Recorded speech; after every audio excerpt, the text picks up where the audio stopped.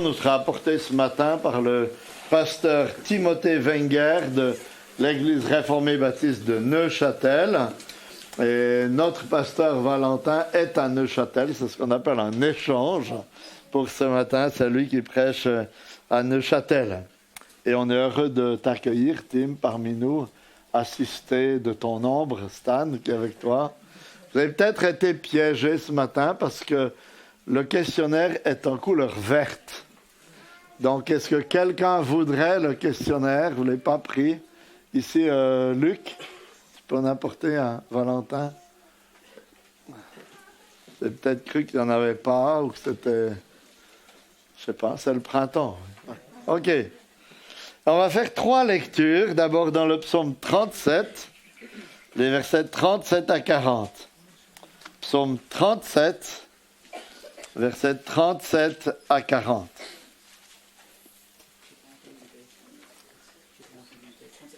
Psaume 37, pardon. Psaume 37, versets 37 à 40.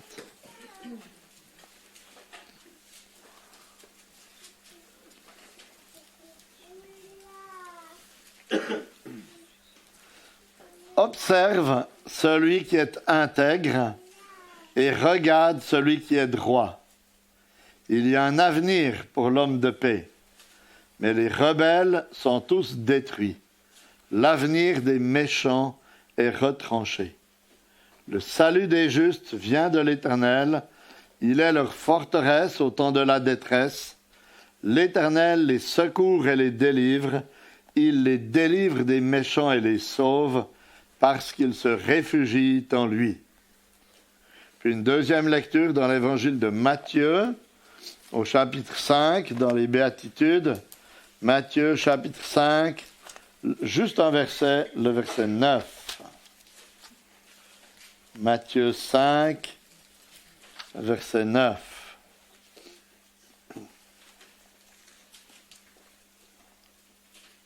Heureux ceux qui procurent la paix, car ils seront appelés fils de Dieu. Et enfin, le texte clé pour la prédication de ce matin dans l'épître de Jacques, chapitre 3, les versets 13 à 18. Jacques 3, à partir du verset 13.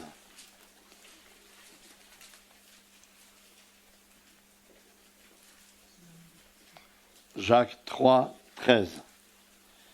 Lequel d'entre vous est sage et intelligent, qu'il montre par sa bonne conduite ses œuvres empreintes de douceur et de sagesse.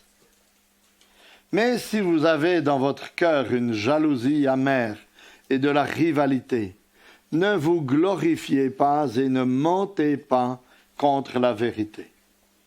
Cette sagesse n'est pas celle qui vient d'en haut, mais elle est terrestre, charnelle, démoniaque. Car là où il y a jalousie et rivalité, il y a du désordre et toute espèce de pratique mauvaise. La sagesse d'en haut est d'abord pure, ensuite pacifique, modérée, conciliante, pleine de miséricorde et de bons fruits, sans partialité, sans hypocrisie. Le fruit de la justice est semé dans la paix par les artisans de paix. Jusqu'ici, notre lecture dans la parole inspirée de Dieu. C'est le moment pour les enfants de sortir pour l'école du dimanche. Et je vous annonce en même temps que tout de suite à la fin du culte, au moment des annonces, les autres enfants ou les ados qui le désirent pourront aller avec Émilie répéter le chant pour Pâques. Donc comme ça, vous le savez, tout de suite au moment des annonces, vous pouvez aller dans la salle d'école du dimanche et retrouver Émilie. Merci Tim, je te laisse la place. Je vais prendre un questionnaire.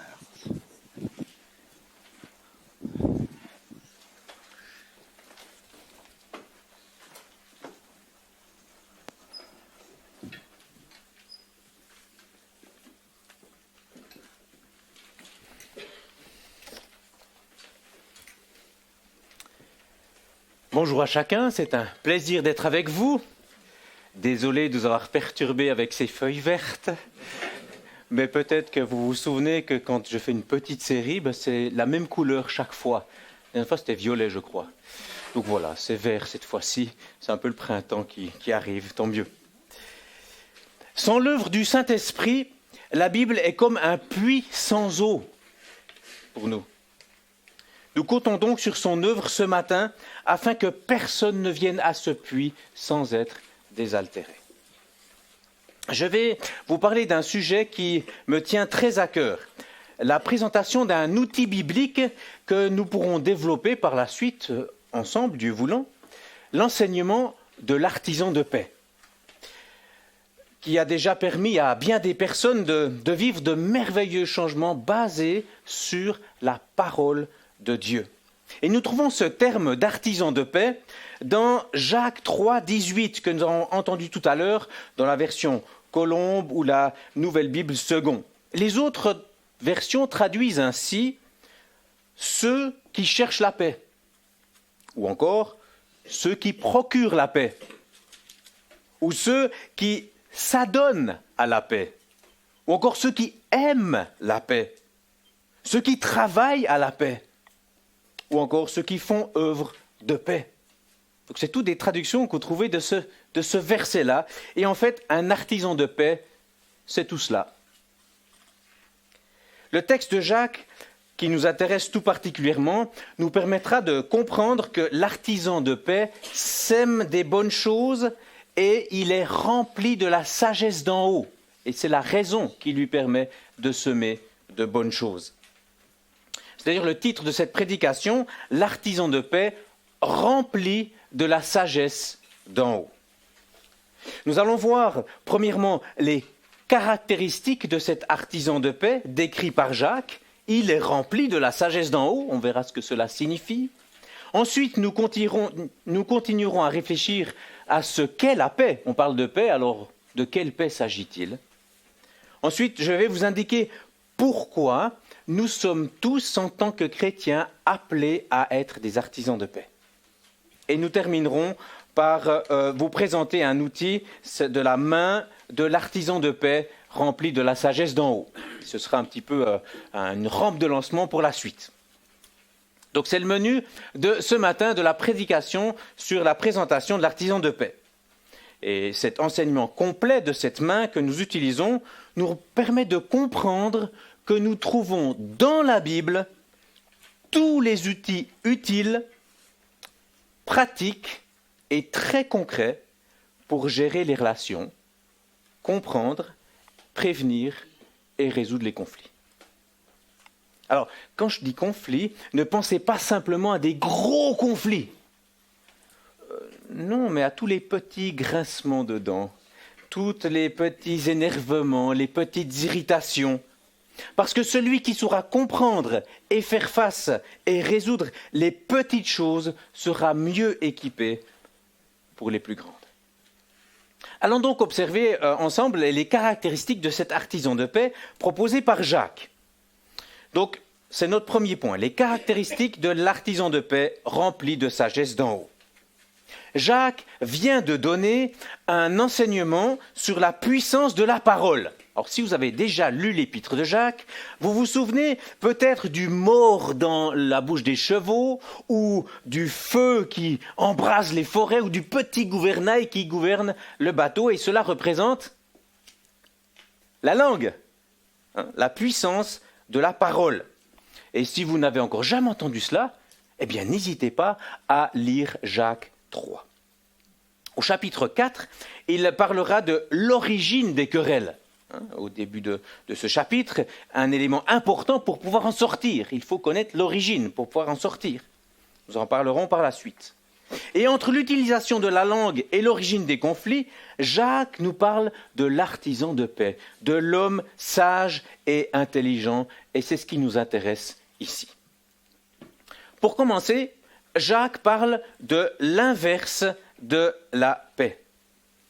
Vous voyez ce qui est dit dans les versets 14 à 16, donc si vous avez vos Bibles ouvertes dans Jacques 3, c'est une bonne idée. Donc Jacques 3, les versets 14 à 16, il nous montre en fait l'inverse de ce qu'est l'artisan de paix. Au verset 16, il fait même des mathématiques. Il pose une équation. La voici. Jalousie plus rivalité égale désordre et toute espèce de pratique mauvaise. Jalousie plus rivalité égale désordre et toute espèce de pratique mauvaise. La jalousie dont il est question ici se caractérise par de l'envie ou de la haine lorsque nous voyons quelqu'un jouir d'un avantage qu'on ne possède pas, que l'on aimerait posséder exclusivement. En fait, la jalousie ne cherche pas le bien de l'autre, mais son propre bien, par-dessus tout, et un bien selon sa conception. Alors l'artisan de paix va combattre la jalousie dans son cœur déjà. L'artisan de paix va combattre la jalousie dans son cœur. Et je vais vous dire comment. Lorsqu'il détecte en lui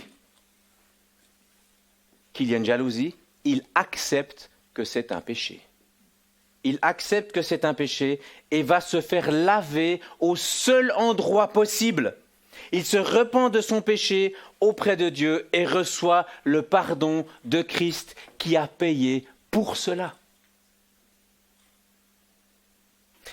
Et pour prévenir la jalousie, puisque quand on se repent, vous le savez, c'est pas juste je me repens et je recommence. On cherche à prévenir. Et pour prévenir la jalousie, s'en éloigner, eh bien l'artisan de paix apprend à connaître tout ce qu'il a en Christ. Et en se rendant petit à petit compte qu'il n'a rien à envier du tout à quelqu'un d'autre, qu'il a tout pleinement en Christ, eh bien la jalousie va aussi diminuer. Voilà comment l'artisan de paix combat la jalousie. De même pour la rivalité, aussi traduit par esprit de dispute, qui ne fait pas partie de ce qui est acceptable pour l'artisan de paix. L'artisan de paix combat la rivalité dans son cœur déjà. Comme la jalousie, lorsqu'il le détecte, il confesse que c'est un péché. Cette rivalité est un péché. Et il va saisir le pardon de Dieu par la foi. Et pour prévenir la rivalité, eh bien, il accepte la place que Dieu lui donne selon les capacités qu'il a reçues. Si Dieu est souverain, il m'a placé là où il le veut maintenant. Et il se met au service du divin maître et du bien commun. Et celui qui est humble, qui croit en la souveraineté de Dieu, n'a pas à s'inquiéter de la place où il est. Il sert Dieu de tout son cœur où il est, jusqu'à ce que Dieu le mette à un autre endroit. Nous avons donc compris que c'est versets 14 à 16 de Jacques 3 que l'artisan de paix s'écarte de la jalousie et de la rivalité qui ne produisent que du désordre et qui sont caractéristiques de la sagesse terrestre, charnelle, démoniaque. C'est ce qui est écrit dans le texte. Donc je ne peux que nous encourager, je dis nous, moi je vous écoute en même temps, enfin je m'écoute en même temps, je suis avec vous.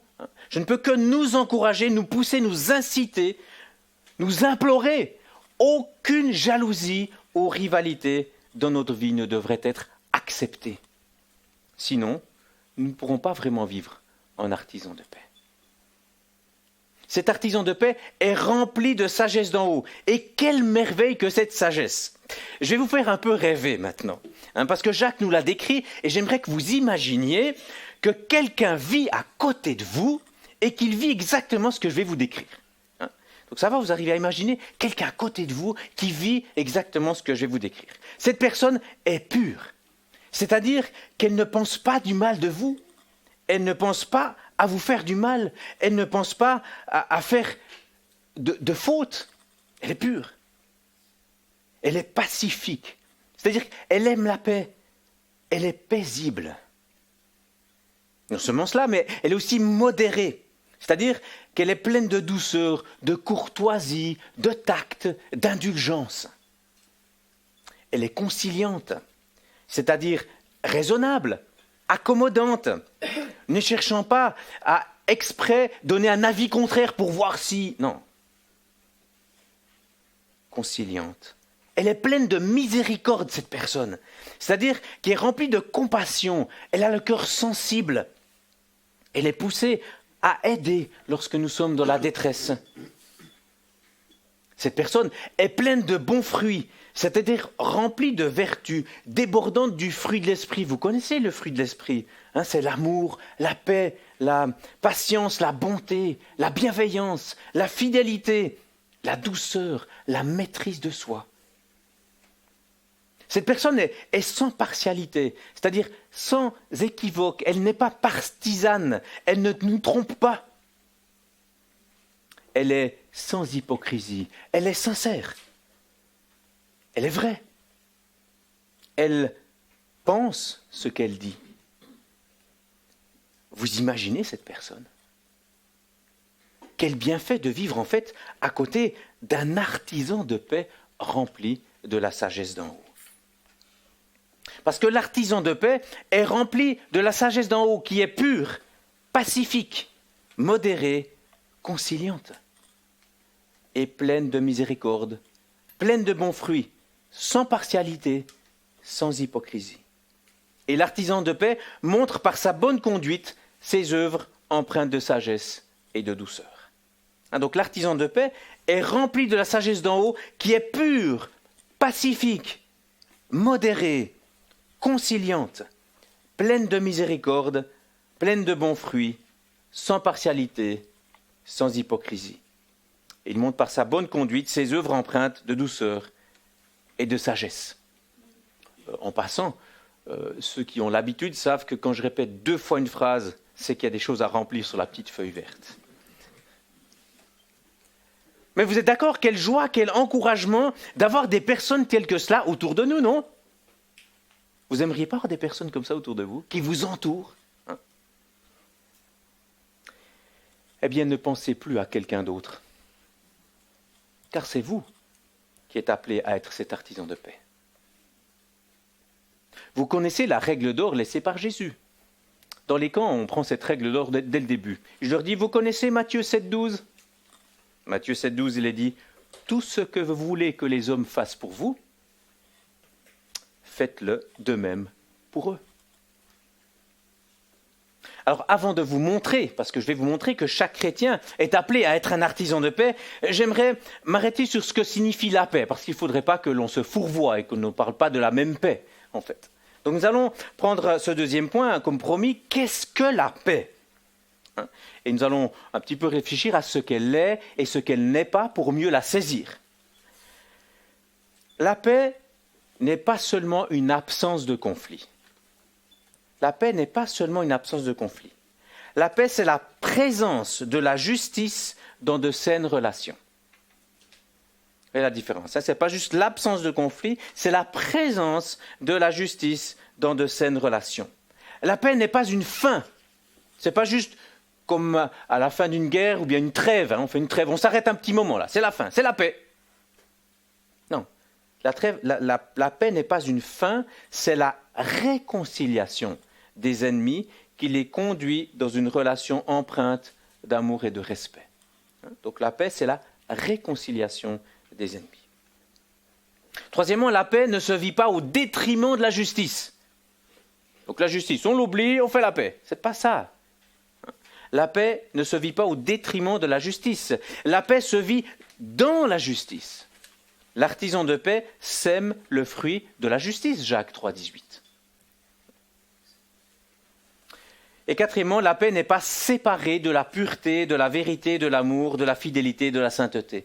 La paix n'est pas séparée de la pureté, de la vérité, de l'amour, de la fidélité, de la sainteté. En fait, la paix est accompagnée de la sagesse d'en haut.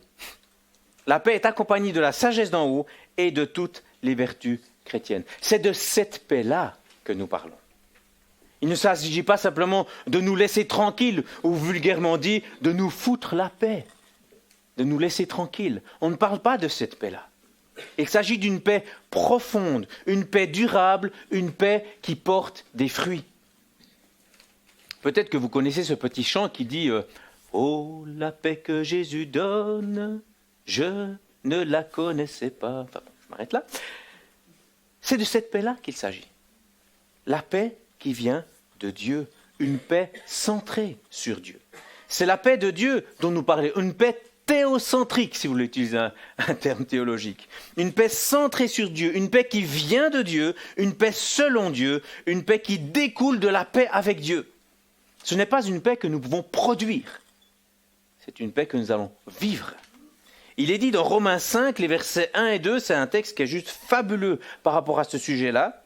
Il est dit, étant donc justifiés par la foi, nous avons la paix avec Dieu par notre Seigneur Jésus-Christ. Vous avez bien compris? Étant donc justifiés par la foi, nous avons la paix avec Dieu par notre Seigneur Jésus-Christ.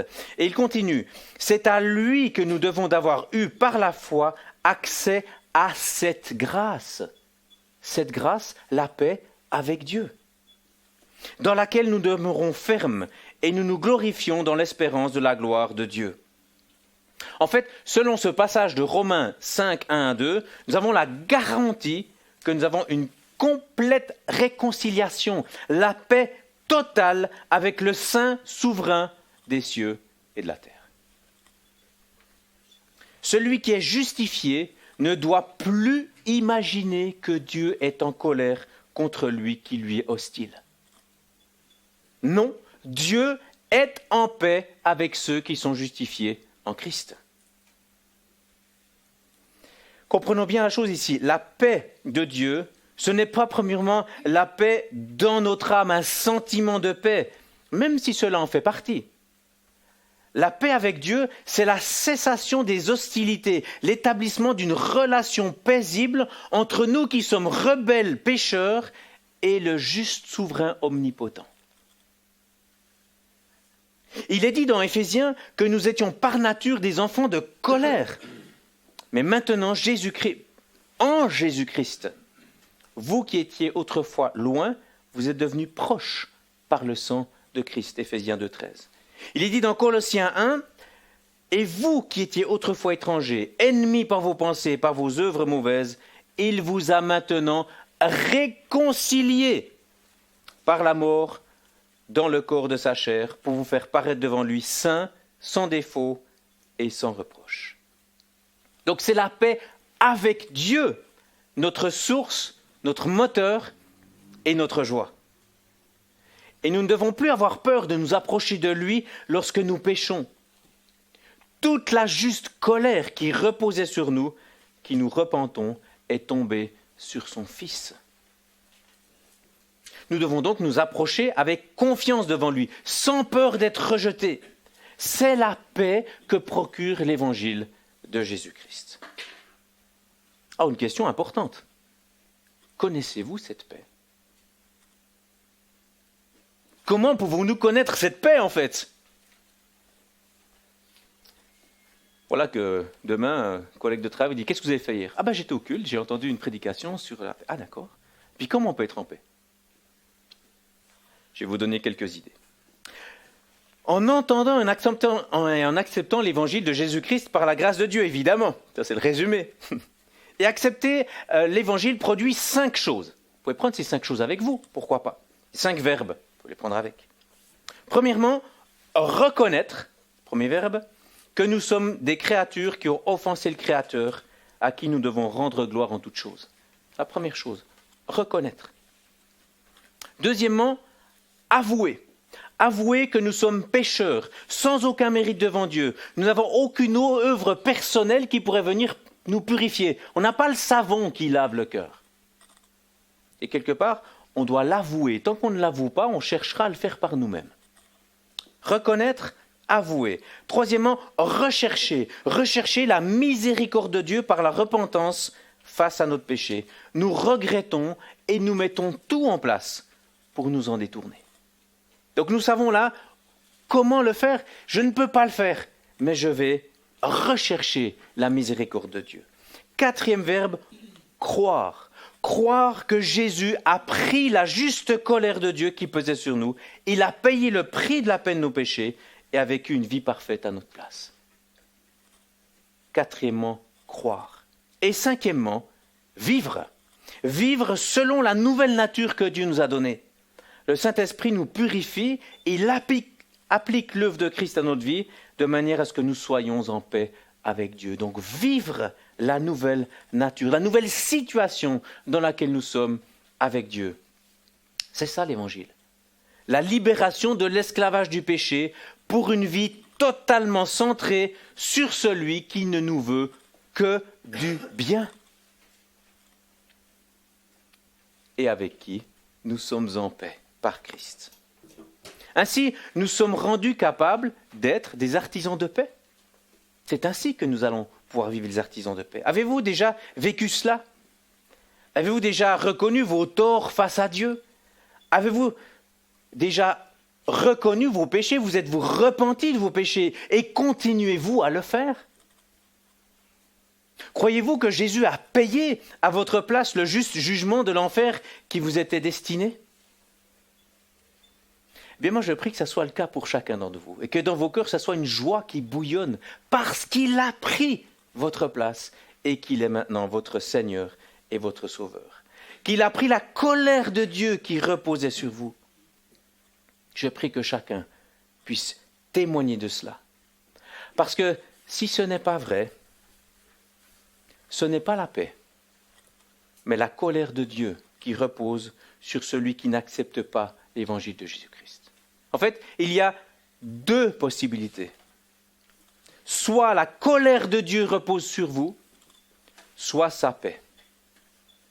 C'est l'un ou l'autre. Il n'y a pas d'entre-deux. Et sa paix ne peut reposer sur vous que si vous êtes convertis à Jésus-Christ, transformés par l'œuvre de son esprit. Alors avec Paul, en 2 Corinthiens 5, 20, et vous l'avez peut-être déjà fait pour ceux qui sont en Christ, avec d'autres personnes, il dit, mais je vous en supplie, soyez réconciliés avec Dieu. C'est le chemin qui va nous mener sur la vie de l'artisan de paix. Tant qu'il n'y a pas cette réconciliation, vous essayerez, vous ne pourrez le vivre.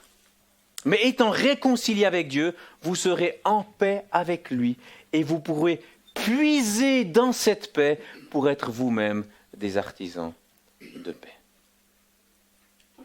Alors, comme promis tout à l'heure, nous arrivons à notre troisième point où je vais vous indiquer que tout chrétien est appelé à être un artisan de paix. Ce n'est pas juste un petit apprentissage d'artisan que certains font.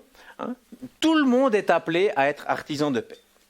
Et j'aimerais vous donner 4 raisons qui nous indiquent que chaque chrétien est appelé à être un artisan de paix. La première, c'est que celui qui est chrétien est habité par le Saint-Esprit. J'espère que c'est clair, je ne vais pas reprendre Romain, expliquer tout ça. Mais donc celui qui est chrétien est habité du Saint-Esprit et porte du fruit. Et ce fruit de l'Esprit, vous le connaissez, on en a déjà parlé tout à l'heure. Si jamais, venez dans Galates, comme ça vous le voyez sous vos yeux. Galates 5, verset 22, comme ça on a ça sous les yeux. Mais le fruit de l'Esprit est amour, joie, paix. Et voilà, paix, patience, bonté, bienveillance, fidélité, douceur, maîtrise de soi. Donc une première raison qui indique que chaque chrétien est appelé à être un artisan de paix est que cela manifeste le fruit de l'Esprit dans nos vies. Celui qui est chrétien porte du fruit, la paix fait partie de ce fruit, donc le chrétien est appelé à être un artisan de paix. Deuxième raison, c'est 2 Corinthiens 5 qui va nous y aider. Donc je vous invite à regarder dans 2 Corinthiens 5 et nous lirons les versets 17 à 20. En nous souvenant que se réconcilier, on peut aussi dire, c'est faire la paix. Faire la paix, se réconcilier, c'est quelque chose qui est similaire. Ça nous aide à le saisir. Donc on pourrait appeler un artisan de paix un réconciliateur. Ça irait aussi en fait. Donc lisons ce texte de 2 Corinthiens 5, 17. Si quelqu'un est en Christ, voilà, c'est posé là, si quelqu'un est en Christ, il est une nouvelle créature. Les choses anciennes sont passées, voici toutes choses sont devenues nouvelles. Et tout cela vient de Dieu qui nous a réconciliés, qui a fait la paix, avec lui par Christ et qui nous a donné le service de la réconciliation, d'être des artisans de paix. Car Dieu était en Christ, réconciliant le monde avec lui-même sans tenir compte aux hommes de leurs fautes, et il a mis en nous la parole de réconciliation. Nous sommes donc ambassadeurs pour Christ, comme si Dieu exhortait par nous. Nous vous en supplions au nom de Christ, soyez réconciliés avec Dieu. Donc une deuxième raison qui indique que chaque chrétien est appelé à être un artisan de paix, c'est que Dieu nous le demande. Dieu nous le demande. Il nous a donné le service de la réconciliation. Et c'est clair que quand on vit et qu'on voit et qu'on encourage la réconciliation, c'est la joie lorsque cela est vécu. Troisième raison. Lorsqu'il y a de l'amour, il y a la paix. Lorsqu'il n'y a pas d'amour, il n'y a généralement pas de paix. Jésus a laissé un commandement très clair à ses disciples en disant « Je vous donne un commandement nouveau. Aimez-vous les uns les autres. Comme je vous ai aimé, vous aussi aimez-vous les uns les autres. À ceci, tous connaîtront que vous êtes mes disciples si vous avez de l'amour les uns pour les autres. » Donc ma troisième raison, qui indique que chaque chrétien est appelé à être un artisan de paix, c'est que cela manifeste notre appartenance à Christ. Nous cherchons à nous aimer les uns les autres, nous cherchons à être en paix les uns avec les autres, ce qui va manifester notre appartenance à Christ de manière publique. Et tous reconnaissent que nous sommes disciples à l'amour que nous avons les uns les autres dans l'Église. Et l'amour se vit dans la paix. Sans paix, pas possible de nous identifier comme disciples de Christ, alors que les artisans de paix sont reconnus comme disciples de Christ. Et quatrième raison, c'est que le chrétien fait partie d'une nouvelle culture qui est internationale, la culture de la paix. Dans cette culture, les gens ont à cœur de vivre la puissance de la réconciliation de l'Évangile. Les conflits sont basés sur l'Évangile qui parle de repentance et du pardon. Donc la quatrième raison qui indique que chaque chrétien est appelé à être un artisan de paix, c'est que c'est ainsi que l'Évangile est vécu et proclamé par l'Église de manière visible et puissante. C'est ainsi que l'Évangile est proclamé et vécu par l'Église de manière visible et puissante. Et j'aimerais vous donner le résultat, en fait, d'une famille ou d'une Église ou tout autre groupe d'artisans de paix ensemble selon la Bible. Vous savez ce qui se passe dans un groupe comme cela ? Eh bien, la joie de la communion fraternelle, profonde et sans frein, lorsqu'il y a la paix. Un témoignage puissant de l'Évangile. Je parle de la paix que Dieu donne, nous la vivons. Tout le temps ? Non, parfois je fais faux et je demande pardon. Et par le pardon, j'entre dans ce chemin de réconciliation. Dieu n'a jamais demandé la perfection. Il a demandé de courir à la croix dès que vous voyez que vous péchez. C'est lui la perfection. Nous voyons aussi dans un groupe d'artisans de paix la sérénité et l'accueil chaleureux de toute personne qui cherche Dieu. Quelqu'un qui vient, par exemple, ici, vous êtes tous des artisans de paix, quelqu'un qui vient ici, il va se sentir apaisé, il ne va pas se sentir agressé. Alors que s'il commence à sentir des tensions, à voir des gens qui commencent à se crier dessus dès que le culte est terminé, ce que je n'espère pas, je ne pense pas, mais juste pour vous donner un peu la notion, quand on n'est pas en paix, eh bien, ça désécurise. Et dernièrement, une bonne santé spirituelle permet une maturité grandissante.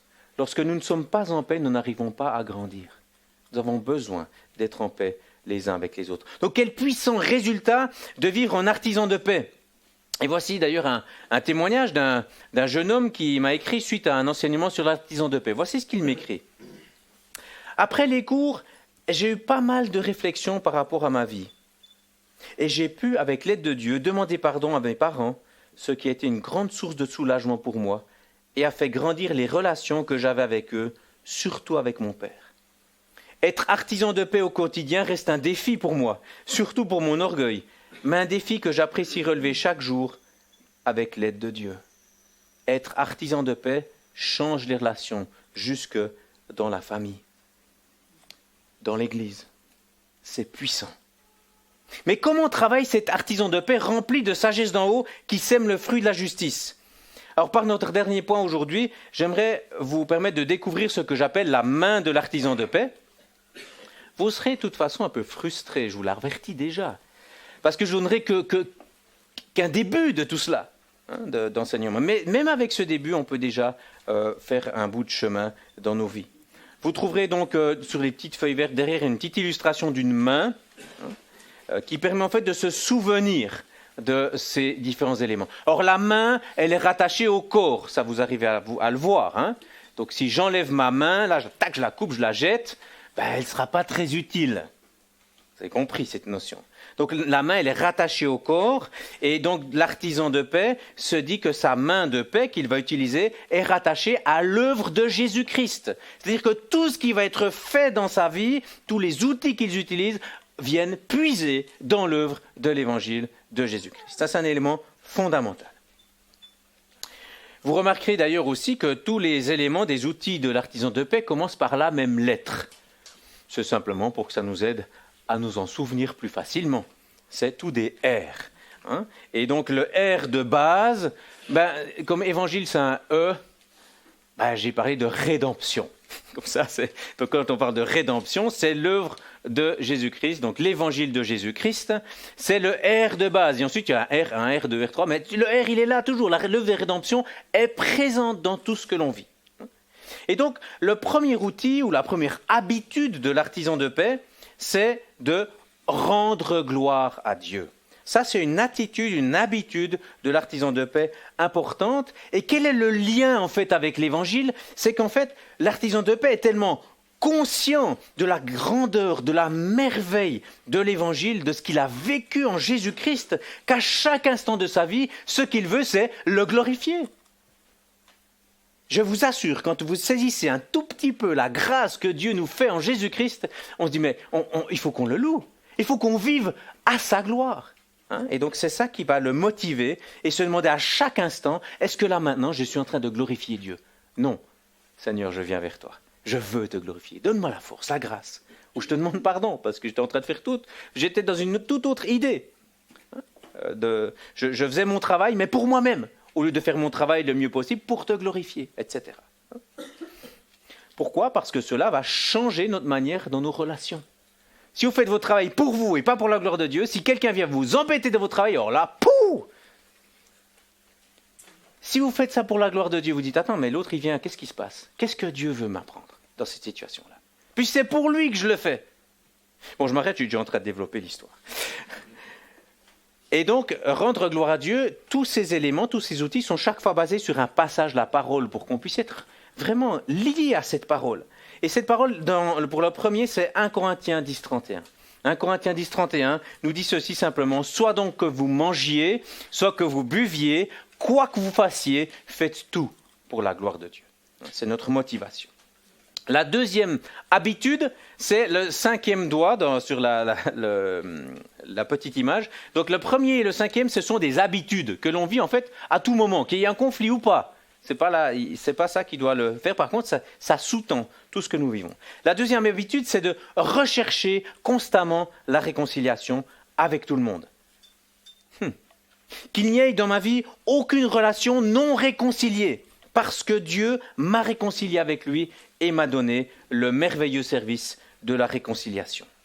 Et même si l'autre ne veut pas, je chercherai constamment à lui faire du bien. Pourquoi? Parce que je veux vivre Romains 12, 21, qui nous dit « Ne sois pas vaincu par le mal, mais vainqueur du mal par le bien ». On parlera de cette situation-là quand on parlera du dernier R. Ce n'est pas quelque chose de facile. Hein. Je ne suis pas en train de dire que tout ce que je dis, c'est facile. Mais c'est la direction que Dieu nous donne de sa parole. Et c'est toujours la meilleure. Le premier R de la main de l'artisan de paix, c'est rendre gloire à Dieu. Le 5e, donc, rechercher la réconciliation. Ça entoure les 3 autres comme un sandwich. Et les 3 autres, en fait, c'est comment réagir lors d'un conflit. Hein?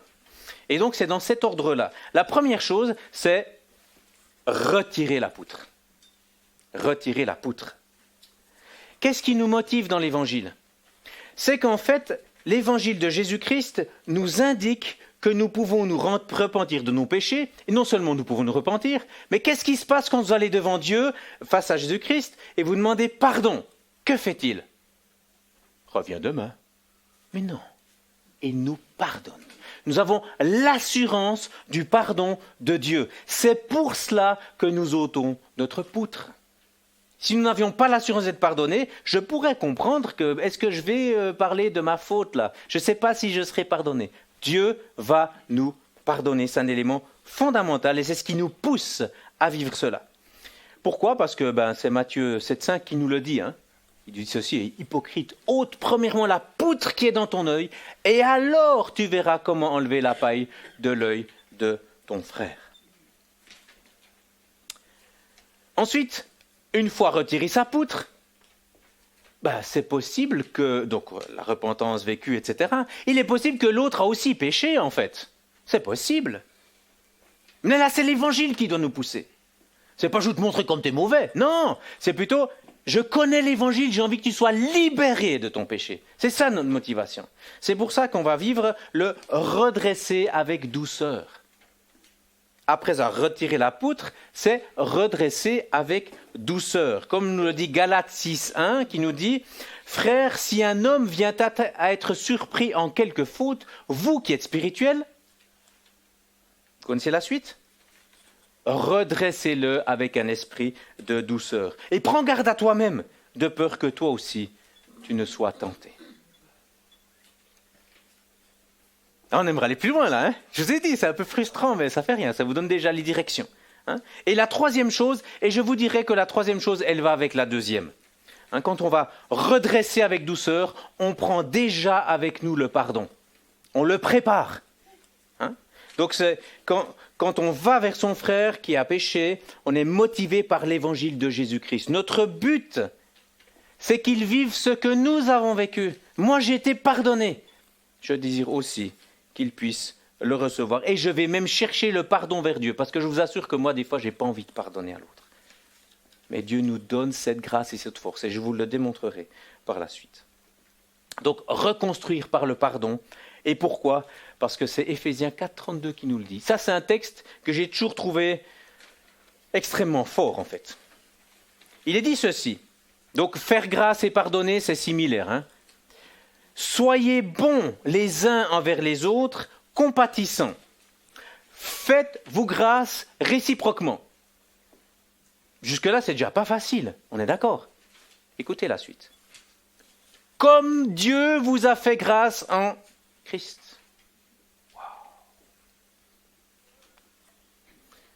Je vous expliquerai ça par la suite. Mais un petit truc, si vous voulez déjà un peu avancer là-dessus, je vous conseille, prenez votre Bible et regardez comment Dieu pardonne. Faites juste cet exercice, sans rien d'autre déjà. Ça va déjà vous faire beaucoup progresser et beaucoup vous rapprocher de notre Seigneur.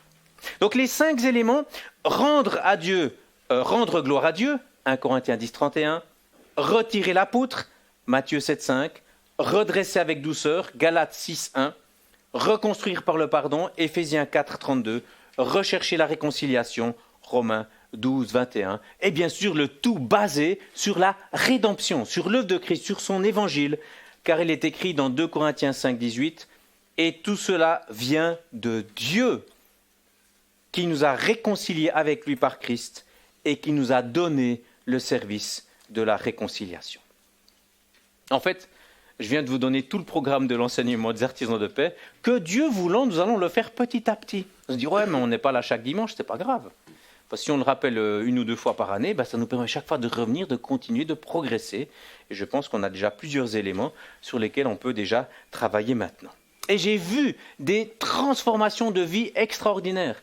Pourquoi ? Pas parce que c'est ce sujet comme il a abordé. Ce n'est pas la structure, ça m'est égal. Vous pouvez utiliser une autre structure. Mais parce que c'est la parole qui nous enseigne ces différentes étapes. Et quand on met la parole en action, Dieu agit. En conclusion, quelques réflexions. Quelqu'un a dit « La paix et la réconciliation révèlent la santé de l'Église locale. Elles rendent gloire à Jésus-Christ, elles enrichissent notre témoignage et stimulent la croissance de l'Église. » C'est pourquoi il est important d'apprendre à être des artisans de paix selon la parole de Dieu. Des artisans de paix fondés sur l'évangile de Jésus-Christ. Je vais vous donner un résumé condensé. Vous êtes là ? On est presque à la fin, donc je prends votre attention, parce que non, il y a deux phrases là qui seront très, très, très, très denses. Donc si vous êtes déjà un petit peu en train de rêver, ça sera difficile. Donc revenez pour ces phrases. Écoutez bien. Les artisans de paix sont des gens desquels émane la grâce. Les artisans de paix puisent constamment dans la bonté, la puissance de Jésus-Christ et apportent son amour, sa miséricorde, son pardon, sa force et sa sagesse aux conflits de la vie quotidienne. Dieu prend plaisir à insuffler sa grâce au travers des artisans de paix et à les utiliser pour dissiper la colère, améliorer la compréhension, promouvoir la justice et encourager la repentance et la réconciliation. Waouh, vous avez bien tenu la concentration, c'est bien. Mais c'est très très fort ici. Hein.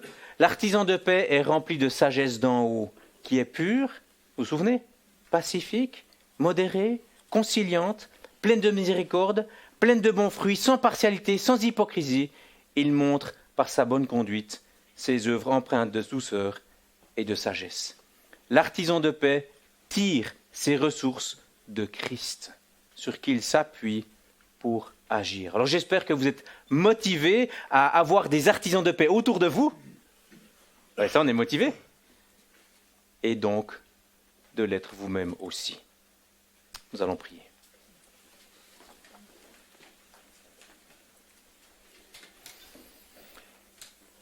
Éternel notre Dieu, nous lisons dans Jacques 3 que tu es celui qui agit dans les cœurs en donnant la sagesse d'en haut, puisque c'est une sagesse d'en haut qui vient de toi. Eh bien Seigneur, nous implorons ta grâce, que cette sagesse d'en haut nous soit donnée à tous tes enfants, afin que nous soyons, Seigneur, ces réconciliateurs. Nous sommes conscients de notre petitesse, nous sommes conscients de notre péché, nous sommes conscients de la difficulté. Et Seigneur, nous savons que ce n'est pas facile, mais nous savons que c'est la direction que toi tu nous donnes. Et j'aimerais te prier pour ceux qui ne connaissent pas la paix, qui n'ont jamais saisi qu'est-ce que c'est que cette paix avec toi. Eh bien que tu puisses encore agir dans les cœurs d'une manière puissante, afin que cette paix que Jésus donne puisse vraiment dire oui, je ne la connaissais pas, mais maintenant, je la connais. Dans le beau nom de Jésus-Christ, amen.